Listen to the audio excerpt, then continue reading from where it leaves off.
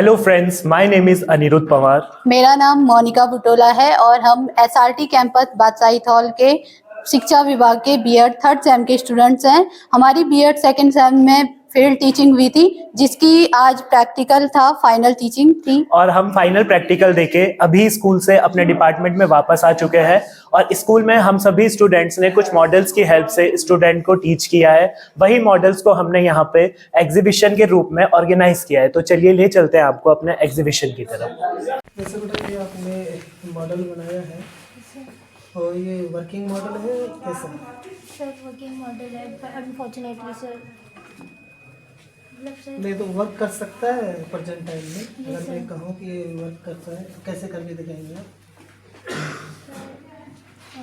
ये इंजेक्शन में जो फ्लूइड है ये एज अ फूड है और फूड का मैंने डाइजेशन सिस्टम में कैसे जाता है वो सब इसमें रिप्रेजेंट किया है। जैसे सर फूड जैसे जाएगा तो माउथ से इसोफेगस स्टमक तक जाएगा।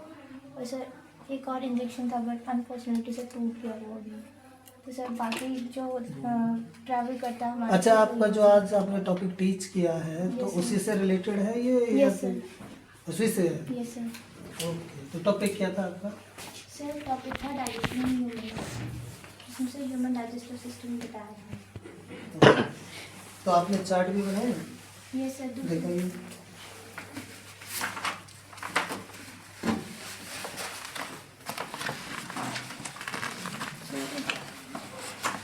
तो ये क्या है? ये साइन आपने बनाया किसका है? सर ये बल्ब का साइन है। जी, कैसे वर्क करता है? ये ग्लो नहीं कर रहा है सर, ये कुछ इलेक्ट्रिक कंपोनेंट्स होते हैं जो हम इलेक्ट्रिक सर्किट में यूज़ करते हैं। तो सर हम पूरा सर्किट बना नहीं सकते, इसलिए सिंबल्स का यूज़ करते हैं। तो ये कंपोनेंट्स के सिंबल्स हैं। अच्छा बेटा, ये आपने फंडामेंटल राइट्स कितने होते हैं?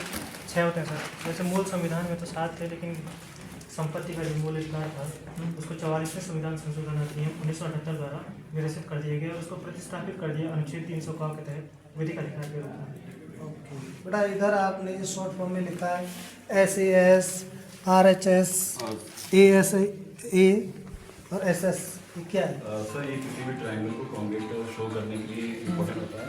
जैसे SAS है तो SAS का मतलब होता है साइड एंगल साइड। अगर हमारे पास दो ट्रायंगल है उनकी कोई क्रॉसपॉन्डिंग साइड अगर इक्वल होती है और उनकी मिड का जो एंगल है अगर वो भी इक्वल होता है तो आपस में कॉन्वेट एंगल होता है। तो इस तरह से हमारे पास RHS है, उसमें हमारा राइट एंगल हाइपोटेन्यूज और साइड्स आती है। और ASA में हमारे पास अगर दो एंगल हो और उसके मिड की कोई एक साइड इक्वल हो। एग्जाम्पल के थ्रू समझ सकते हैं हम, जैसे ये, तो इसमें जो हमारा ये एंगल है और ये एंगल है ये इक्वल है इसके, और फिर इनके बीच के जो ये साइड्स हैं ये भी इक्वल हैं इसके। तो अगर हम इसको इसके ऊपर फिट करते हैं तो पीछे वाला जो हमारा ट्रायंगल होता है वो पूरी तरह से कवर हो जाता है। तो इस तरह से जो ये ट्रायंगल है और ये ट्रायंगल है एक दूसरे के अच्छा, ट्रायंगल के तीनों कोणों का मान कितना है? सर तो बेटा ये क्या है? उत्तराखंड का राज्य पक्षी मोनाल।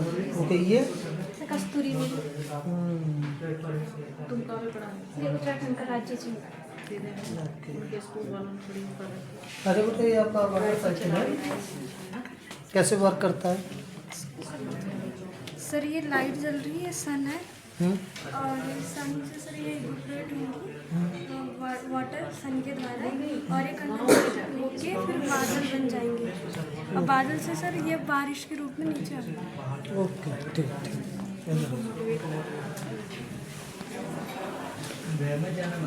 ये जो स्टोरी है आपने पिक्चर के माध्यम से प्रेजेंट कर रहे हैं, तो ये स्टोरी क्या कहना चाहती है? सर ये सुदामा चरित्र से संबंधित है स्टोरी। इस स्टोरी में जब सुदामा जी श्री कृष्ण से मिलने जाते हैं तो वहाँ उनके साथ क्या क्या घटनाएं होती हैं। जैसे सबसे पहले द्वारपाल आता है, उन्हें रोकता है, तो वो बोलते हैं कि जो सुदामा जी वो क्या है, मेरे मित्र हैं।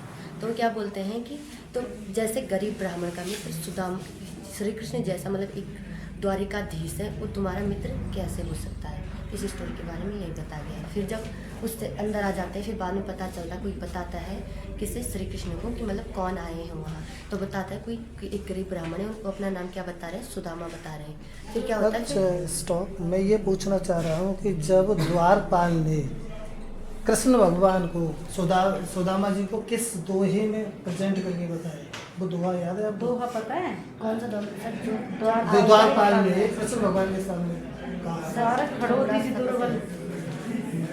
याद है? ठीक है सर। सुनाना। शीस पगा न जगा तने पे प्रभु जाने को आहे बस एक ही ग्रामा धोती फटी सी लटी दुपटी अरु पाए उपान को नहीं श्यामा द्वार खड़ो दुज दुर्बल एको द्वार खड़ो दुज दुर्बल एक रव चकिशो वसुधा अभिराम पूछत दीन दयाल कुधाम बतावत आपनु नाम सुदामा। Thank you. और आपने असहयोग आंदोलन भारत में कब स्टार्ट हुआ ये? 1 अगस्त 1920 1920 से।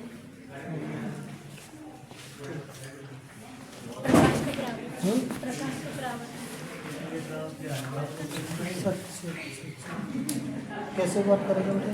सर यहाँ से हमने लाइट लगाई इस पे किसी समतल पृष्ठ पे, तो जिस माध्यम से ये किरण गई है उसी माध्यम से वापस लौट रही है। ठीक। सर सोलर सिस्टम लाइट, सन की लाइट सारे प्लैनेट्स पे पहुँचेगी। करस्पॉन्डिंग एंगल सेम होता है और इसका करस्पॉन्डिंग एंगल ये वाला है।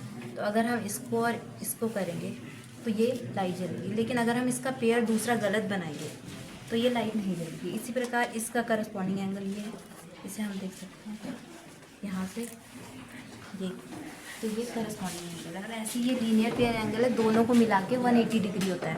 इधर की तरफ 90 है, इधर की तरफ 90 है, दोनों को ऐड करके 180 होता है। वह एक लाइन पे 180 डिग्री का कोण बनता है। ये अगर हम इसको मूव करते हैं, ये इधर आया, अगर ये इधर की तरफ से 70 डिग्री बन रहा है, इधर से 110 डिग्री बन रहा है, दोनों को ऐड करके 180 डिग्री बनता है। बेटा ये प्राइमरी सेक्टर आपका, सेकेंडरी सेक्टर और टर्सरी सेक्टर, ये 3 में। तो रॉ मैटर जो रॉ मैटर लाते हैं हम लोग किस सेक्टर पे लाते हैं? Primary sector. प्राइमरी। चलिए ये दिखाइए।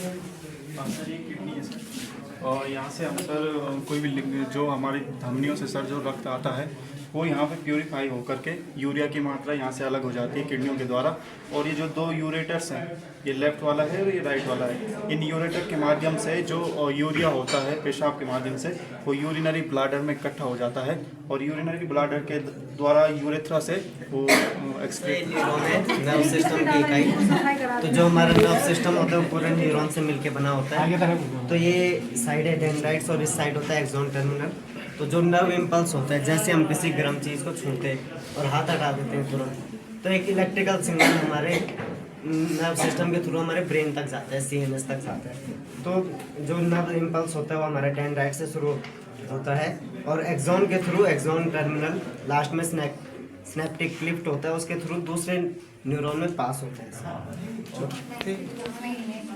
ड्रॉ करेंगे कि जो उत्तल लेंस होता है, उत्तल लेंस द्वारा कैसे इमेज बनेगी। तो जब वस्तु जो है 2F से परे होती है, तो जो वो होती है इमेज वो 2F से 2F और 2F2 के बीच में बनती है, ठीक है। और अगर वस्तु जो है 2F पे होती है तो जो इमेज होती है तो ये 2F2 पे ही बनती है, 2F2 पे बनती है।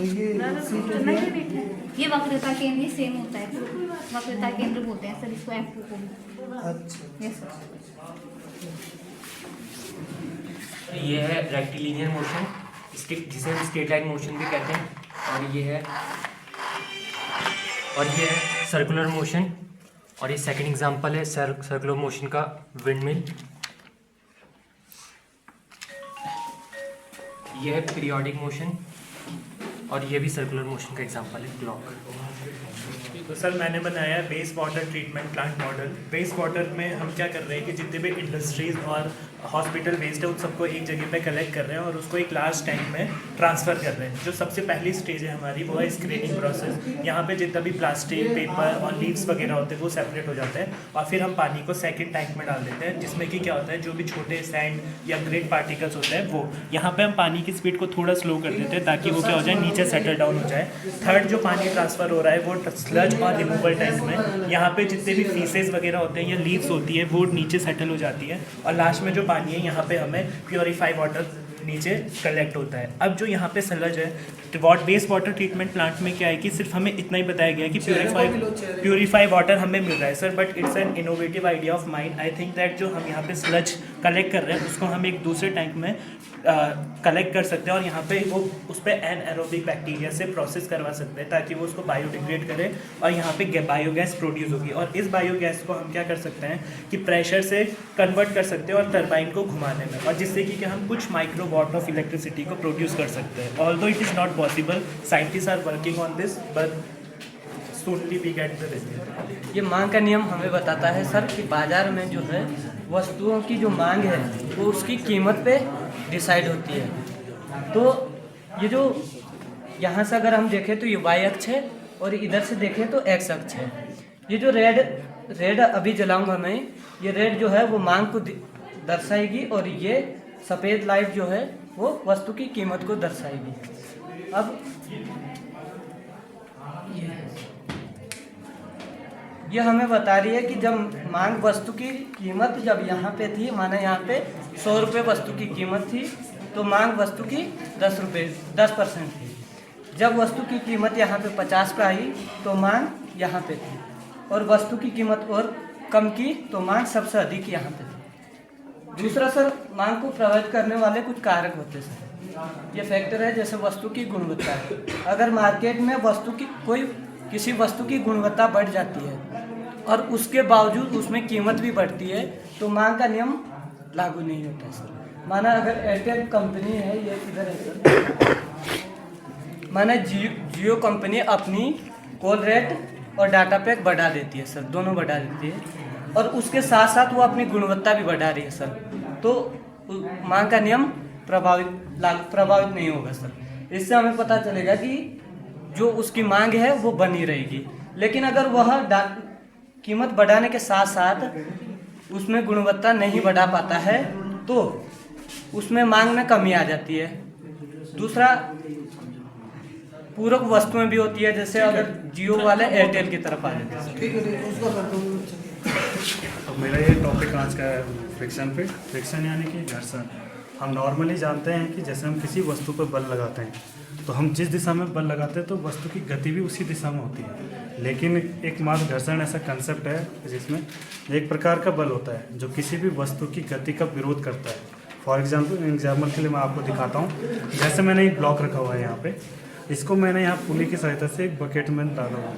इसके अंदर मैंने आपके यहाँ पे 2 कंचे डाले हुए हैं। जैसा हम पता है कि कंचे अगर हम किसी भी या फिर कुछ वजन किसी भी चीज़ पे डालते हैं तो वो अपनी तरफ खींचती है। लेकिन अब जैसे मैंने इसमें डाला तो इसमें क्या होना था कि धरती की तरफ अपने खींचना था, तो इसने अपनी जगह से हिलना था, पर ये हिल नहीं पा रही है। इसके पीछे का कारण क्या है? इसके पीछे का कारण है घर्षण। घर्षण क्योंकि क्या हो रहा है इन दो सतहों के बीच में, जो हमारी ये सतह है और ये सतह है, इन दोनों के बीच में लगने वाला बल होता है जो कि इसको हिलने से रोक रही है। इसको हम ओवरकम करने के लिए या फिर इस पर हमको पूरी वजह प्राप्त करें, हम इसमें और वजन डालते हैं। जैसे इसमें मैंने 2 डाल दिए, 3 डाल दिए और 4 डाल दिए, तब जाके ये अपनी जगह से हिला।